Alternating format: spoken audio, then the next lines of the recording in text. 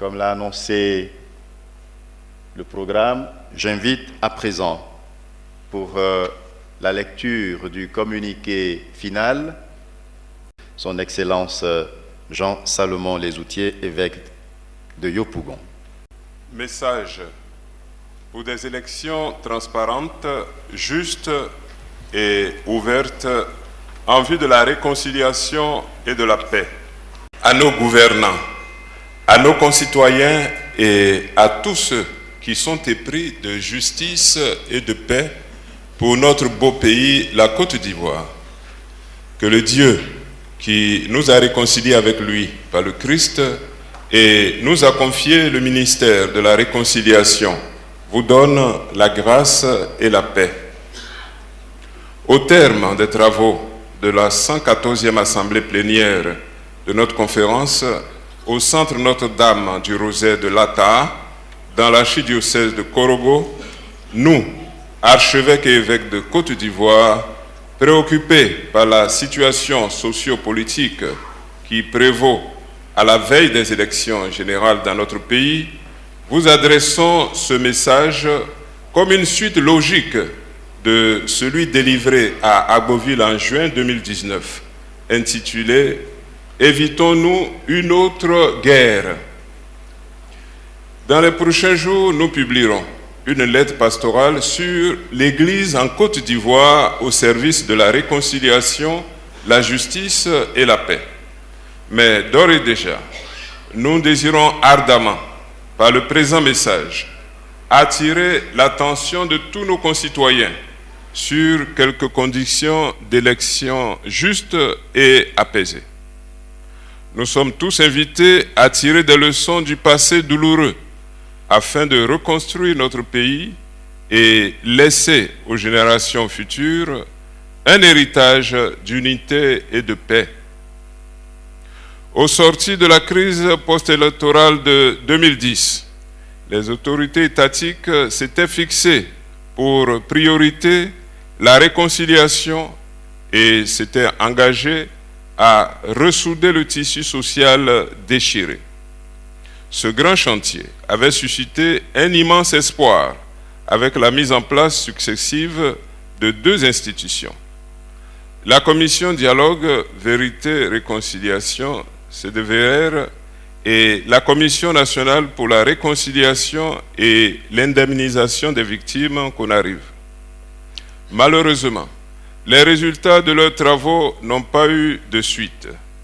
Comme il fallait s'y attendre, les ressentiments ont ressurgi, entre autres, à travers les mutineries, les conflits intercommunautaires qui se sont soldés par des pertes en vie humaine. Ces conflits ont montré ces conflits ont montré combien les cœurs ne sont pas encore apaisés et que tout peut exploser à tout moment.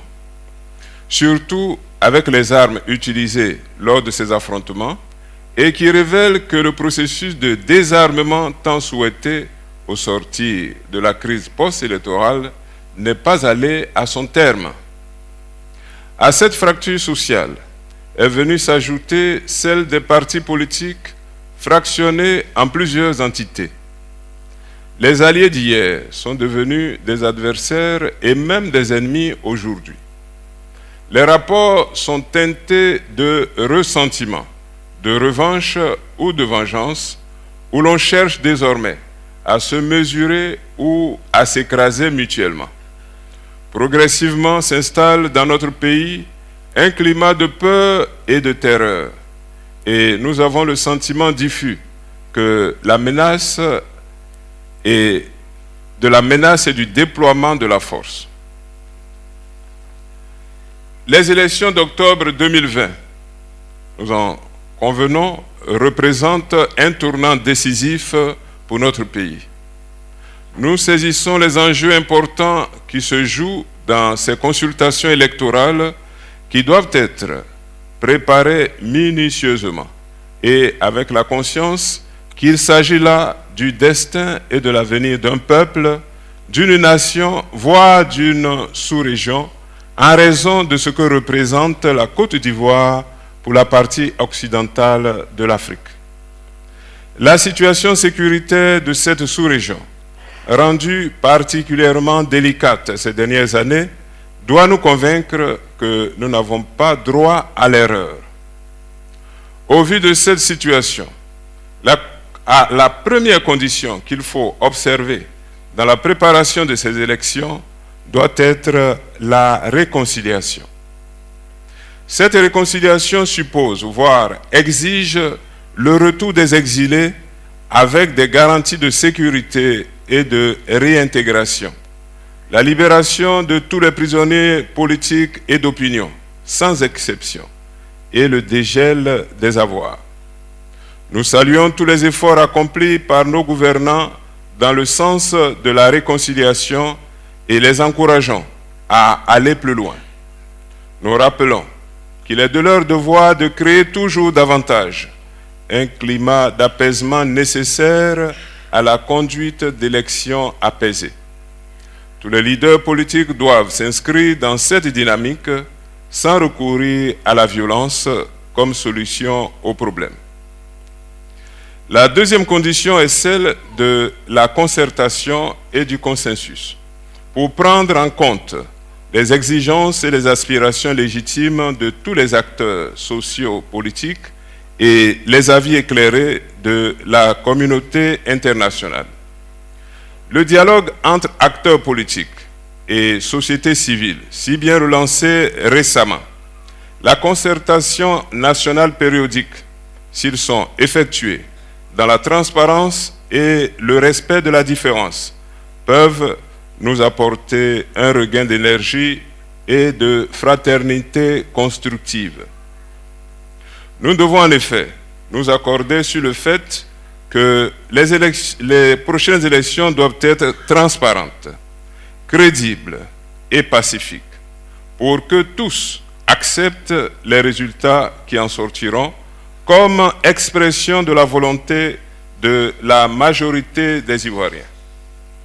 La troisième condition doit être l'instauration et la consolidation de l'état de droit, qui implique le respect de la Constitution, afin que personne ne nourrisse l'intention ou la volonté de manipuler les personnes, les textes ni les institutions qui seront impliquées dans le processus électoral.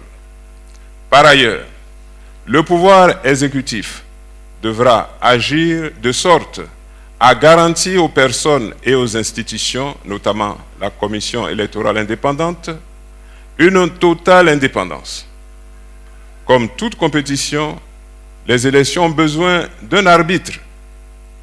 De la position de l'arbitre dépend le bon déroulement de la compétition. Si l'arbitre est à la fois joueur et arbitre, la fin de la compétition est déjà connue.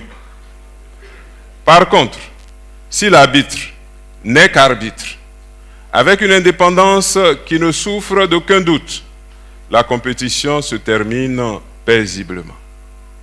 Voilà pourquoi le rôle d'arbitre dévolu à la CEI exige son indépendance totale. Or, la question de l'indépendance des structures devant arbitrer ces joutes électorales comme la CEI divise et cristallise encore les tensions autant que le sont celles du découpage électoral, la question des pièces d'identité, de la liste électorale, du code électoral. Toutes ces questions exigent absolument un dialogue et une concertation entre tous les acteurs politiques et méritent d'être étendues à la société civile. La quatrième condition, qui est une conséquence logique de l'indépendance de la CEI, est celle d'une élection présidentielle ouverte qui garantisse l'égalité des chances de tous les candidats désireux de compétir.